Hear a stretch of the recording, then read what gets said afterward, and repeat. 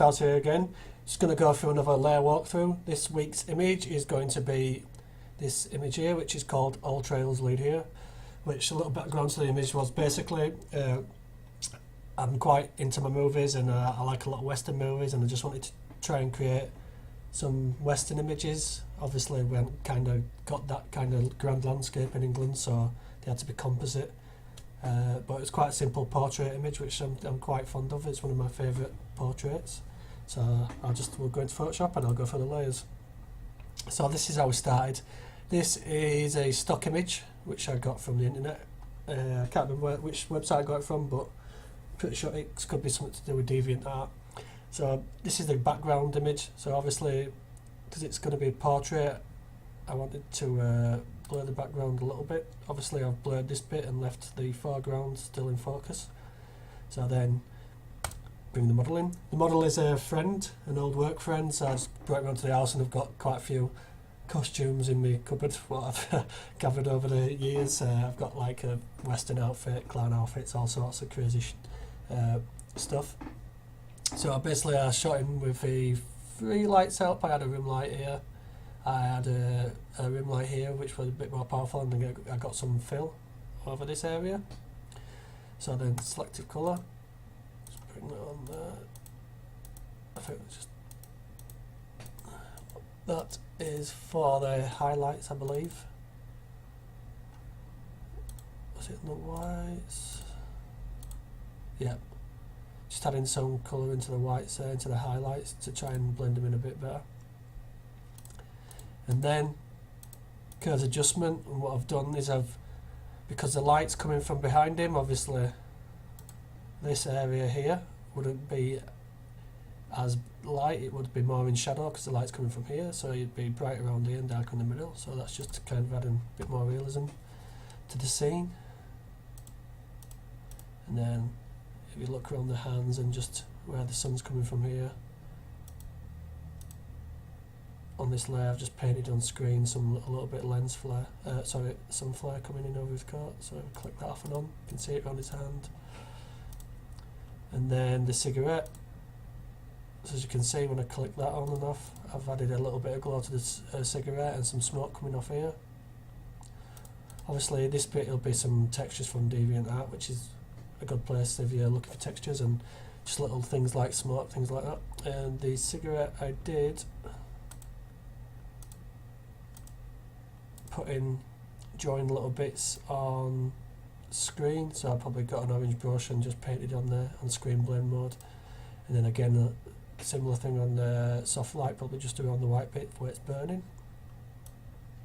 All these are quite simple techniques, and obviously, and then dodge and burn. So on this image I didn't do that much like I usually do, but just giving some definition to the face. Pretty much must have just dodged and bent the face on this.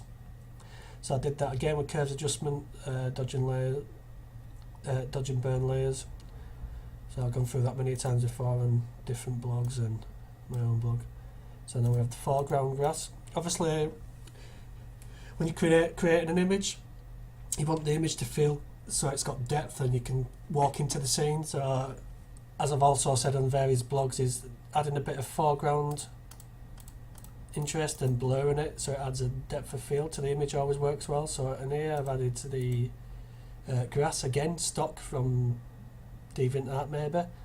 So I've put it in, obviously it's too light and it doesn't go in the scene, so I've clipped a curves adjustment to that and just darkened it. Yeah, so it's not a massive effect, but you can still get that feel. So I'll go up to this area and just create an atmosphere into the image now, like adding more sunlight here, and it's also putting making the mountains in the distance less contrasty, so again depth of field, creating depth. Some flare or lens flare, whichever you want to call it. Pretty much love these, and I add them to quite a lot of my images. Sometimes I have to control my urge to put them in, because it's just the J.J. Abrams effect, adding some flare into everything, but I quite like it. And then we have the selective colour, which is changing the colour tone of the image now. So I'm going adding some blues in. It's quite like the blue effects there. It kind of goes with the colour of the guy. And then we've just got some, this is probably topaz detail, so I'm just adding sharpness. Zoom in here. Just adding some sharpness to the image.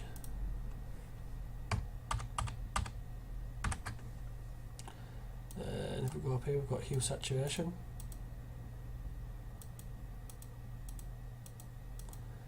Which at the moment, cannot tell what that is doing.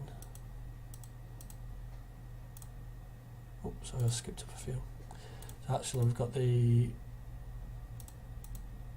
no, that's what we've got. We've got the, so we've got some detail in the mountains on this layer here, and then I've got a bleach bypass which is on the background, just bringing some more darks into the landscape part and pulling out some of the colour.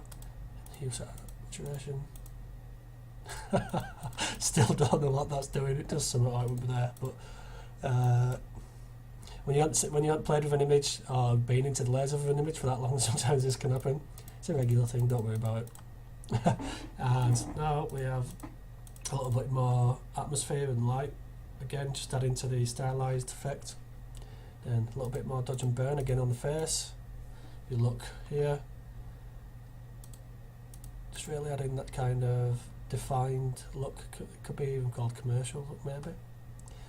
And then stamp visible layer. There's lots of these in my old images because I used to use a lot of plugins. And then final little bit of a colour change, and it's Analog Effects Pro, which is part of the Nik Effects suite, which I've never used this Analog Effects much, but for this image I must have felt that it worked. It just kind of maybe adds to the tone, the old feel of the image.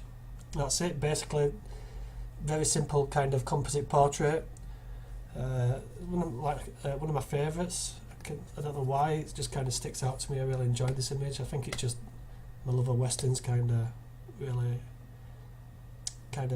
was in this image, and even though there's not much going on, you've still got the story.